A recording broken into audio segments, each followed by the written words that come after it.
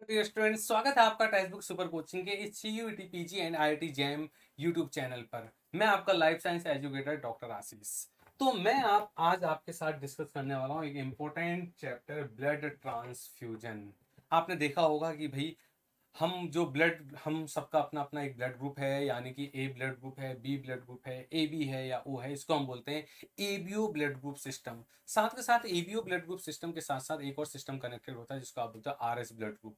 इसके आगे हम बोल देते हैं जैसे बी पॉजिटिव है ब्लड ग्रुप या बी नेगेटिव है, तो पॉजिटिव नेगेटिव का मतलब ये है कि वहां पर आपका आरएस फैक्टर की प्रेजेंस और आरएस फैक्टर की absence in the RBC membrane. अब देखो, ये जो ब्लड ट्रांसफ्यूजन है, इसको कवर करने से पहले हमको क्या करना होगा, समझना होगा। तो मैं आपसे रिक्वेस्ट करूंगा कि इस यूट्यूब चैनल को आप लोग सब्सक्राइब कर लें। चैनल अगर अभी तक आपने ये सेशन लाइक नहीं किया तो फटाफट से सेशन को लाइक भी कर लें। ठीक है, देखो आप, जो हमारा एबीओ ब्लड ग्रुप सिस्टम होता है, इस एबीओ ब्लड ग्रुप सिस्टम में मेरे पास 4 ब्लड ग्रुप होते हैं। कौन कौन से? मैंने कहा मेरे पास तो 4 ब्लड ग्रुप हैं। तो मैं आपको बताऊंगा, यहाँ पर ब्लड ग्रुप ए है, यहाँ पर ब्लड ग्रुप बी है, यहाँ पर ब्लड ग्रुप ए बी है, और यहाँ पर ब्लड ग्रुप ओ है। यहाँ पर ब्लड ग्रुप ओ है, ए बी एंड ओ है। अब ये अगर ब्लड ग्रुप है तो इसको कैसे डिफाइन करना है, तो मैं आपको बताऊंगा कि यहाँ पर ये किस बेसिस पर डिफाइन होता है। हमारे ब्लड में क्या होते हैं? हमारे ब्लड में होता है फॉर्म्ड एलिमेंट्स।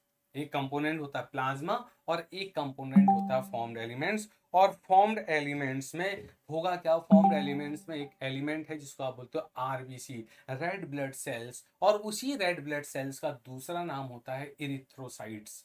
तो उस आरबीसी की प्लाज्मा मेम्ब्रेन पर कुछ सरफेस मार्कर्स होते हैं, इनको हम बोलते हैं एंटीजेंस ऑन द एरिथ्रोसाइट्स। तो सरफेस मार्कर्स यानी कि एंटीजेंस, सरफेस मार्कर्स यानी कि एंटीजेंस कहाँ होते हैं? इरिथ्रोसाइट्स में होते हैं। ये कहाँ होते हैं? इरिथ्रोसाइट्स में होते हैं, यानी कि आरबीसी की मेम्ब्रेन पर होते हैं। कहाँ होते हैं? आरबीसी की मेम्ब्रेन पर होते हैं, आरबीसी की मेम्ब्रेन पर। तो मैंने कहा अगर आरबीसी की मेम्ब्रेन पर अगर ए एंटीजन है, ए एंटीजन है तो उसको आप बोलोगे ब्लड ग्रुप क्या बनेगा? ए बनेगा। अगर बी एंटीजन है तो ब्लड ग्रुप बी बनेगा। अगर A antigen and B antigen दोनों प्रेजेंट हैं तो ब्लड ग्रुप ए बी बनेगा। और अगर इनमें से कोई एंटीजन नहीं है, यानी कि ए एंटीजन भी नहीं है, बी एंटीजन भी नहीं है, तो ब्लड ग्रुप क्या बनेगा? ओ बन जाएगा।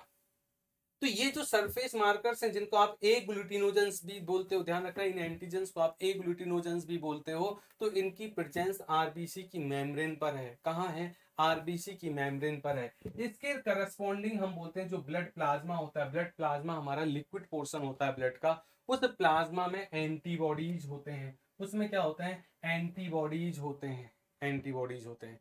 अगर ब्लड ग्रुप ए है, क्योंकि ए एंटीजन होगा तो सेम करस्पॉन्डिंग एंटीबॉडी ए नहीं होगा, क्योंकि एंटीबॉडी ए तो एंटीजन ए के साथ रिएक्ट कर जाएगा। तो अपोजिट नेचर का एंटीबॉडी होता है। तो जिसके ब्लड में ए एंटीजन होता है उसके प्लाज्मा में एंटीबॉडी बी होगा। क्या होगा? एंटीबॉडी बी होगा। ऐसे ही जिसके पास बी एंटीजन होगा उसकी बॉडी प्लाज्मा में एंटीबॉडी ए होगा। जिसके पास एंटीजन ए बी है, एंटीजन बी भी, दोनों एंटीजन है, तो उसके पास नो एंटीबॉडी ए, नो एंटीबॉडी बी होगा। और अगर ए एंटीजन बी एंटीजन नहीं है तो उसके प्लाज्मा में एंटीबॉडी ए भी होगा और एंटीबॉडी बी भी होगा। दोनों एंटीबॉडीज होंगे, दोनों एंटीबॉडीज होंगे। ये बात क्लियर होनी चाहिए। तो इस तरह से पहले तो हमको ये समझना होगा कि किस ब्लड ग्रुप में आरबीसी पर कौन सा एंटीजन है और कौन सा एंटीबॉडी उसके प्लाज्मा में है। पहले तो हमको ये समझ लेना होगा। तो अगर हम ये समझ गए हैं तो उसके बाद फिर मैं आपको एक और पॉइंट बताऊं कि अगर रॉन्ग ब्लड ट्रांसफ्यूजन करेंगे, ब्लड ट्रांसफ्यूजन में क्या दिक्कत आती है। अगर आपने करेक्ट ब्लड दिया है तब तो ठीक है, अगर आपने रॉन्ग ब्लड दिया है तो दिक्कत क्यों आती है, ये हमारा आज का पॉइंट है। सपोज करो मेरे पास यहाँ पर रेसिपिएंट क्या लिया हुआ है। अगर मैंने कहा रेसिपिएंट मेरे पास ये है, आपने बताया रेसिपिएंट हमारे पास क्या है? ए ब्लड ग्रुप है। तो ए ब्लड ग्रुप है और डोनर क्या है? डोनर हमारे पास बी है, बी ब्लड ग्रुप है। ये आपके पास बी ब्लड ग्रुप वाला है, बी। रेसिपिएंट आपका ए ब्लड ग्रुप वाला है, ए ब्लड ग्रुप वाला है। कंडीशन कुछ ये है। तो भाई अगर ये रेसिपिएंट ए है तो ए ब्लड ग्रुप क्यों बना? क्योंकि इसका मतलब ये हुआ ए ब्लड ग्रुप इसलिए बना क्योंकि इसके आरबीसी में क्या है? एंटीजन ए है। एंटीजन ए होगा ऑन आरबीसी। आरबीसीज में क्या होगा, एंटीजन ए होगा और एंटीबॉडी क्या होगा, एंटीबॉडी बी होगा on plasma, on plasma, plasma में एंटीबॉडी बी होगा। ऐसी अगर मैं कहा यहां पर कहूं तो यहां पर मेरे पास एंटीजन बी होगा, एंटीजन बी होगा और यहां पर एंटीबॉडी क्या होगा, ए होगा ऑन प्लाज्मा। ये मैंने आपके लिए लिख दिया, ठीक है, इस तरह से ये कहां पर होगा, आरबीसी में होगा। अगर ये बात आप समझ गए तो अब आप यहां पर देखो, यहां पर आप देखो रेसिपिएंट क्या है, रेसिपिएंट आपको बताया गया रेसिपिएंट विद टाइप ए है, दिख रहा है बिल्कुल क्लियर कट। और यहां पर डोनर क्या है, डोनर विद टाइप बी है, इसका मतलब रॉन्ग ब्लड एंट्री हो रही है। भाई ए वाले को आपने क्या कर दिया, टाइप बी ब्लड दे दिया तो प्रॉब्लम आएगी, बट प्रॉब्लम क्यों आएगी ये देखो, आप जो रेसिपिएंट, आप रेसिपिएंट की बॉडी में ये वाला ब्लड डोनेट कर रहे हो डोनर का, अब रेसिपिएंट का क्योंकि ब्लड ग्रुप ए है तो आपने बोला ए होने की वजह से उसके आरबीसी पर ए एंटीजन होंगे, तो आप देखो ये आरबीसी है, इस आरबीसी की मेम्ब्रेन पर आप देख रहे हो क्या दिख रहा है आपको, एंटीजन ए दिख रहा है। लेकिन उसके प्लाज्मा में क्या घूम रहे होंगे, सॉल्युबल फॉर्म पर, प्लाज्मा लिक्विड फॉर्म होती है तो उस लिक्विड में क्या घूम रहे हैं, एंटीबॉडी बी घूम रहे होंगे, एंटीबॉडी बी होंगे। अब आपने क्या किया, डोनर्स की आरबीसीज को यहां दे दिया, डोनर की आरबीसीज को रेसिपिएंट में डाला और डोनर्स की आरबीसीज क्या हैं, डोनर्स की आरबीसीज तो टाइप बी वाली हैं। इसका मतलब है डोनर के आरबीसीज में कौन सा एंटीजन होगा, एंटीजन बी होगा।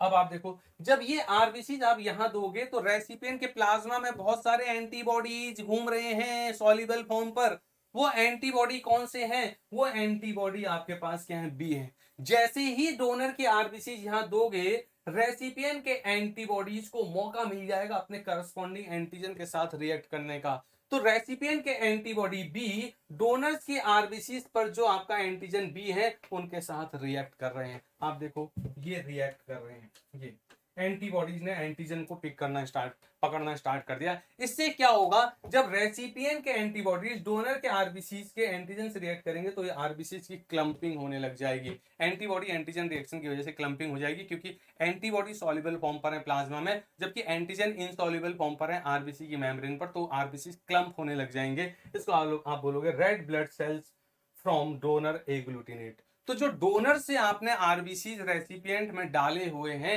वो एग्लूटिनेट हो जाएंगे, इस प्रोसेस को आप बोल रहे हो एग्लूटिनेट, यानी कि क्लंपिंग ऑफ आरबीसी होने लगी है because of the antibody antigen interaction.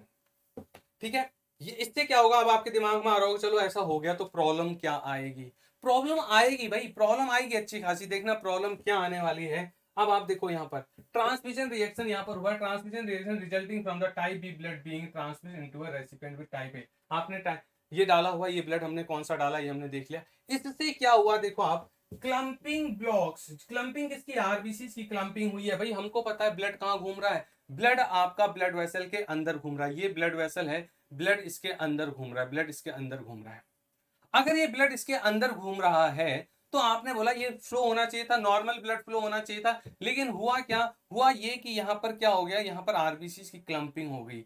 RBC की क्लंपिंग होने की वजह से क्या हुआ, ये आपका ब्लड फ्लो अफेक्ट हो जाएगा। भाई अभी बिल्कुल स्मूथली ब्लड फ्लो कर रहा था लेकिन बीच बीच में आरबीसी की क्लंपिंग होगी तो ब्लड का फ्लो अफेक्ट होगा ना, डेफिनेटली ब्लड का फ्लो अफेक्ट हो जाएगा। तो आपने बोला clumping blocks blood flow in capillaries.